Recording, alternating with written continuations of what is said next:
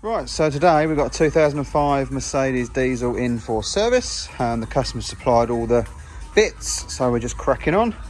Let's take the engine cover off down there to be able to get to all the clips down the side of the air filter housing. So obviously that just lifts out, simple as that, and the new one goes in. Very easy. Better take the plastic off first.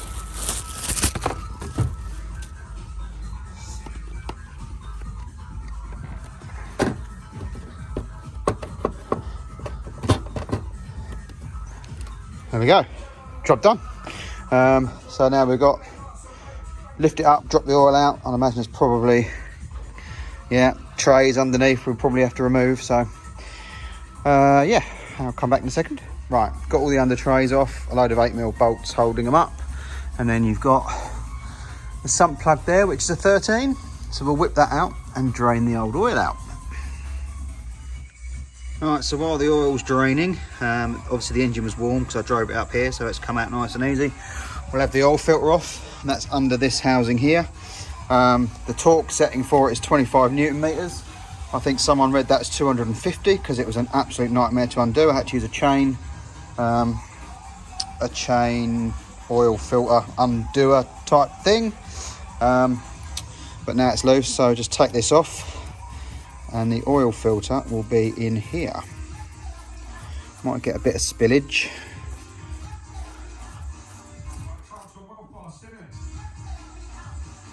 So there you go, you can see the old filter in there.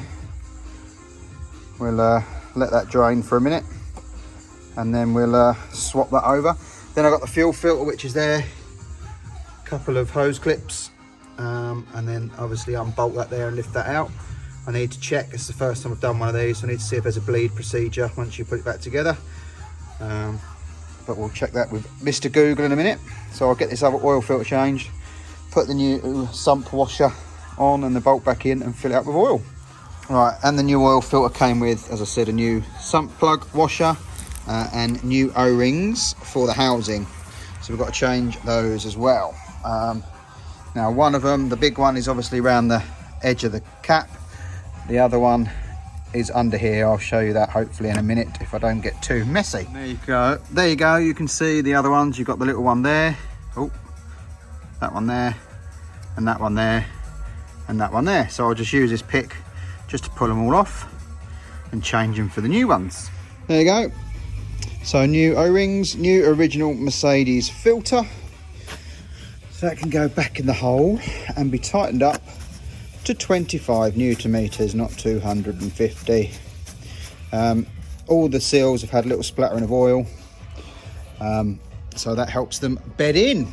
So I'll tighten that up again in a minute, and then we'll move on to putting the sump plug and the new washer back in and filling up with oil, and then we'll move on to the fuel pump. Then we'll move on to the fuel filter even.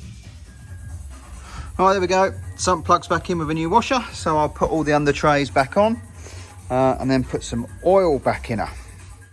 Right, so now it comes to resetting the service indicator. So if you put the key in and do it twice, you will see service C exceeded by 13 days, right? So turn it off again, pull the key out, back in, first click. And then where it shows when it shows the speed on the dash, you press the reset button 3 times. It beeps and it puts you into the service menu.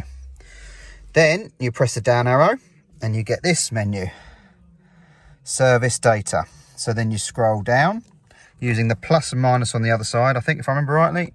Yeah, down to confirmation.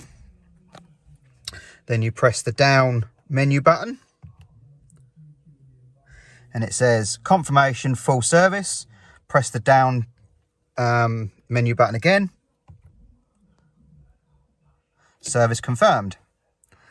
So if we now turn the ignition off, pull the key out, put the key back in and go to 2, there we go. We don't get the service menu.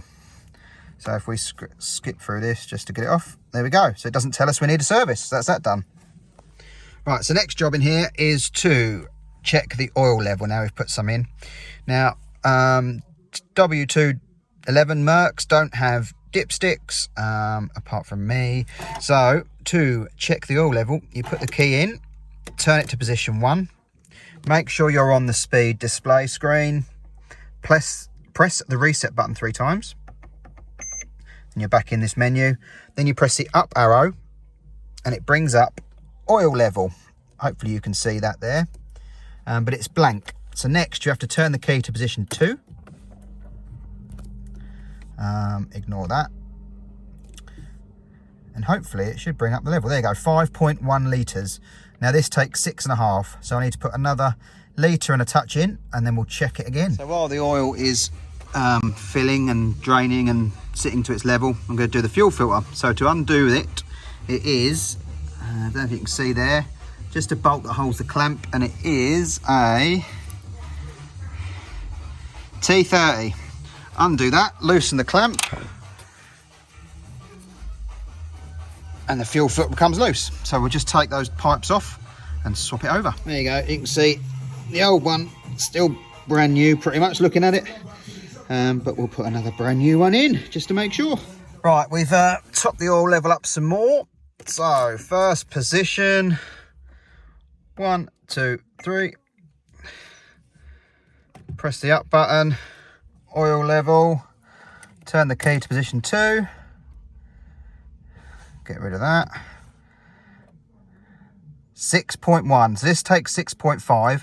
What I'm going to do is just start it up, let it idle for a couple of minutes, turn it off, leave it again for 5-10 minutes, and then double check again once the oil's got round and moved wherever it needs to be, and then we can top it up as necessary. So next job is changing the pads. They were advised on the MOT for being a bit low. My camera probably won't pick it up, so undoing these two, what look like 12 or 13s, and then pull the caliper off and just swap the pads over. Simple as that. But I'll show you again in a minute once I've undone it. Right, there we go, undone the two 13mm, unplugged the sensor off the pad, and then unplugged the sensor from the pad itself. They're the old pads, and then just push the piston back with the rewind tool. I'm now going to chuck some copper slip on the back of the new pads, put them on, bolt it back together. Job done. The pads come with a selection of sensors. So that's the old one next to the matching one that come with it. I've got this one with it, and I got that one with it. So I don't know whether it's the suppliers who've put them in there or whether they come with them anyway, but at least we can match it up.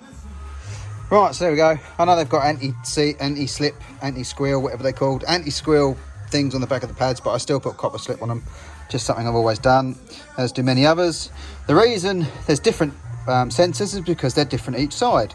So this one has a different plug than the other one, so that's why there was a selection. Right, so that's all done. I can bolt this back together. The job's a good one. Right, so today we have a little yellow number in the workshop, Volkswagen Lupo, in for a service, an MOT, and the customer supplied a new front pipe. It doesn't sound that blowy, but we'll lift it up and have a look. I'm going to have to notice one thing straight away for the MOT. I'm going to have to give them a quick T-cut before we go, try and get them a bit cleaner. I know it won't last, but at least it will get them through the MOT. So it's a little SDI, very, very, very slow, but very economical and great for a first little car. I have noticed this morning the windows have a mind of their own. They seem to go down whenever they fancy, but we've not been asked to look at that, so we'll leave that for now. So there's the pile of bits that they've supplied for it. We've got a downpipe, we've got oil, filters, coolant, etc. So let's get it up in the air, have a look at the downpipe and see what's going on with that. Right, well there you go, just a quick thing. You can see the difference there. I've had a quick go by hand with T-cut on the right hand light there, and the left hand one's still really foggy, so I'll give that other one another pass and then do a couple of passes on that one, and that'll be good for the MOT, and then obviously the customer can decide whether they want to actually get them polished and sanded back so they can actually see at night. But that's a little thing there. And also if you put a bit of oil on them, that also cleans them up temporarily. So there's another little tip. Right, so there you go. I've polished them both up by hand, put a bit of oil on them, They seem to be alright. Hopefully that'll be alright on the old beam test on the MOT this afternoon.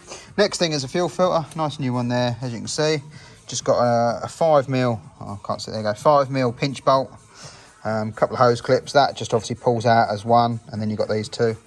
And then we'll just swap that over. So that's the fuel filter. Well, I've put the new filter in the slot. Obviously, I've got to put the hose clips back on, but that is too big to go in that hole. So I'm hoping this is for a couple of cars, and this comes out. I don't know. I'll have to look into it.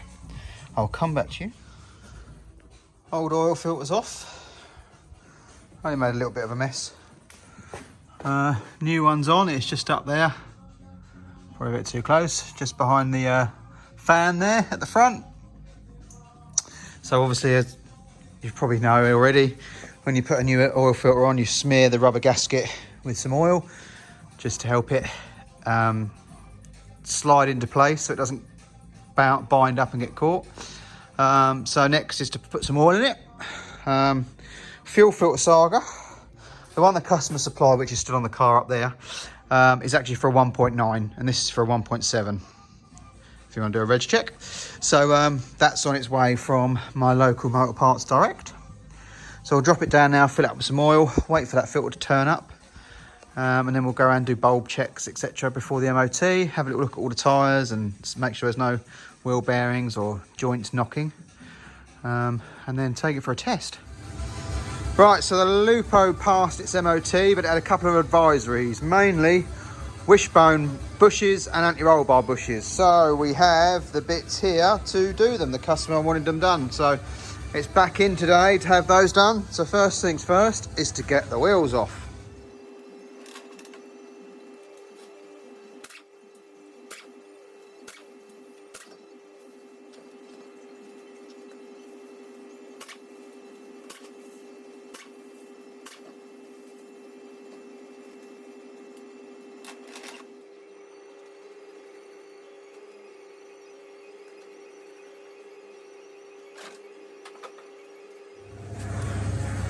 Right, to get the lower arms off, you've got one bolt there. Let's take the tray off to get access to that bolt.